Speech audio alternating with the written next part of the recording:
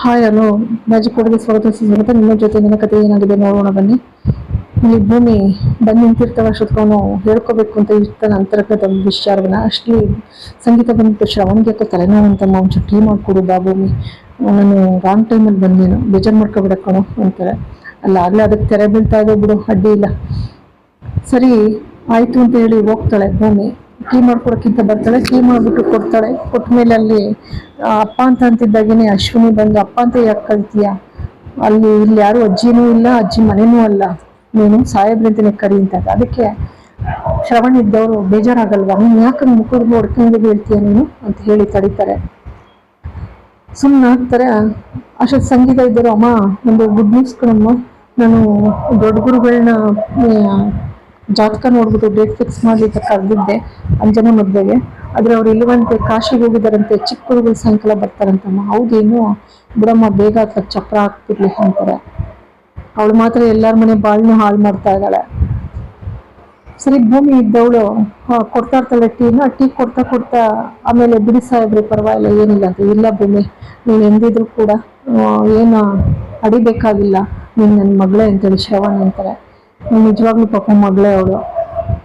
ಸರಿ ಅಷ್ಟರಲ್ಲಿ ಬೇಗ ಇದ್ದವಳು, ನಾನು ಅಜ್ಜು ಹೆಸರಲ್ಲಿ ಅರ್ಚನೆ ಮಾಡಿಸ್ಕೊಂಡು ಬರ್ತೀನಿ ಸಂಗೀತ ಅಂದಾಗ, ನಾನು ಬರ್ತೀನಿ ನಡಿ ಅಂತ ಅಂತಾರೆ. ಪಾಪಿ ಇಲ್ಲಿ ಬೇರೊಂದು ಆಟನೇ ಬಿಡಿರ್ತಾಳೆ. ಇಲ್ಲ ಭೂಮಿ ಕರ್ಕೊಂಡು ಹೋಗ್ತೀನಿ ಅಂತ ಕರ್ಕೊಂಡು ಹೋಗ್ತಾಳೆ. ಭೂಮಿ ಮನೆಯಿಂದ ಓಡಿಸ್ಬೇಕು ಅಂತಲೇ ತೀರ್ಮಾನಿಸಿ ಯಾರೋ ಬೇರೆ ಸುಳ್ಳೇಳೋ ಅಂತ ಜೋಕ್ತಿ ವೇಷ ಧರಿಸ್ಬಿಟ್ಟು ನಾಟಕ ಮಾಡೋಕ್ಕೆ ಕರೆಸಿರ್ತಾಳೆ. ಅವಳು ಏನೇನು ನಡೀತು ಎಲ್ಲ ತಿರ್ಸಿ ಹೇಳ್ತಾಳೆ.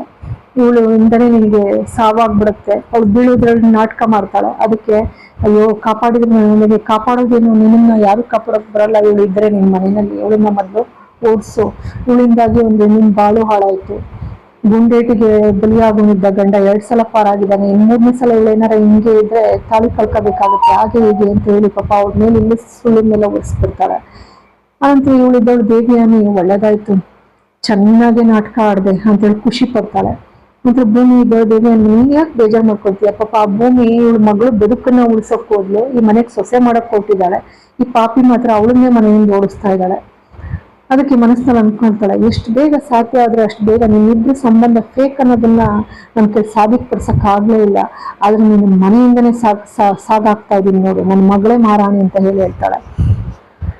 ಇಲ್ಲಿ ಅಜಿತ ನಿಂತಿರ್ತಾನೆ ರೂಮ್ನಲ್ಲಿ, ಕುಂಕುಮ ಕೊಡ್ತಾಳೆ. ಕುಂಕುಮ ಕೊಟ್ಬಿಟ್ಟು, ಸಾಹೇಬ್ರೆ ನಮ್ಮಿಬ್ರದ್ದು ಒಪ್ಪಂದದ ಮದ್ವೆ ಎಷ್ಟು ಬೇಗ ಹೇಳಿದ್ರೆ ಅಷ್ಟು ಬೇಗ ನಿರಾಳ ಆಗುತ್ತೆ, ಹೀಗೆ ಜೋಕ್ತಿ ಹೇಳಿದ್ರು ಈಗೀಗ ಆಗುತ್ತಂತೆ ಅಂತ ಹೇಳಿ ಹೇಳ್ತಾರೆ. ಅದಕ್ಕೆ ಅಜಿತ್ ಹೇಳ್ತಾನೆ, ಯಾವ ಜೋಕ್ತಿ ಅಮ್ಮನ ಕೂಡ ಅವರು ದೇವರ ದೈವಾಂಶ ಸಂಭೂತರು, ಹಾಗಾಗಿ ಯಾರು ಎದುರಿಸಲ್ಲ, ಪರೋಕ್ಷವಾಗಿ ಒಂದು ಪರಿಹಾರ ಹೇಳ್ತಾರೆ ಅಷ್ಟೇ.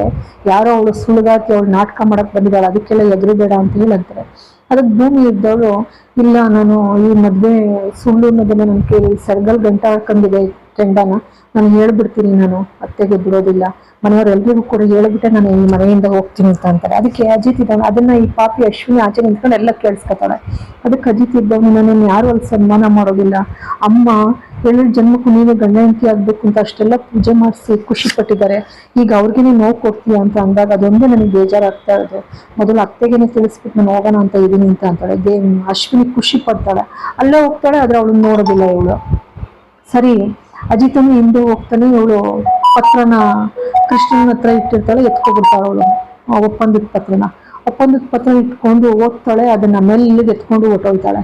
ಎತ್ಕೊಂಡು ಹೋಗ್ತಿದ್ದಾಗೇನೆ ಇಲ್ಲಿ ಭೂಮಿ ಸಿಕ್ಬಿಡ್ತಾಳೆ. ಅಷ್ಟೊತ್ತಿನ ಅದ್ ಪತ್ರ ಬೀಳುತ್ತೆ ಕೆಳಗೆ. ಏನಿದು ಅಂತ ಎತ್ಕೊಳಕ್ ಹೋಗ್ತಾಳೆ, ಇಲ್ಲ ಬಿಡು ಅದು ಜಾತಕ ಅದು ಅಂತೇಳಿ ಇಟ್ಕೊಡ್ತಾಳೆ.